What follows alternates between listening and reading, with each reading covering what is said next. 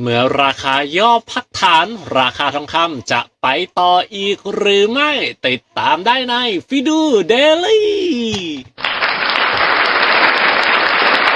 สวัสดีทุกท่านนะครับต้อนรับกับฟิดูเดลี่ประจำวันพฤหัสที่ 15 มกราคมในส่วนของแผนและผลิตภัณฑ์การลงทุนจะเป็นอย่างไรกันบ้างเดี๋ยวเราไปอัปเดตกันเริ่มต้นที่ปฏิทินสำคัญทางเศรษฐกิจประจำวันพฤหัสที่ 15 มกราคมนะครับเราอยู่กับตัวเลขสำคัญทางเศรษฐกิจ 3 กล่องด้วยกัน1กล่องแดงในส่วนของ unemployment claim การขอรับสวัสดิการการว่างงานนะครับซึ่งคาดการณ์ว่าจะสูงขึ้นนะ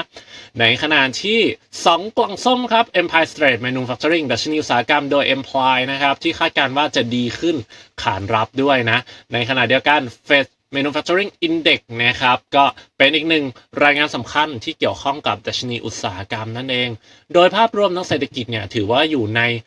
เสถียรภาพที่ค่อนข้างดีในฝั่งฝั่งของอเมริกานะแล้วก็เป็นเหตุผลเพียงพอนะครับในการที่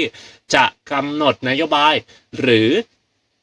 เป็นแรงกดดันที่เพียงพอนะครับที่จะทำให้คุณโดนัลด์ทรัมป์นั้นผลักดันให้เฟดหรือคุณเจอโรมพาวเวลเนี่ยในฐานะธนาคารกลางสหรัฐปรับลดอัตราดอกเบี้ยเชิงนโยบาย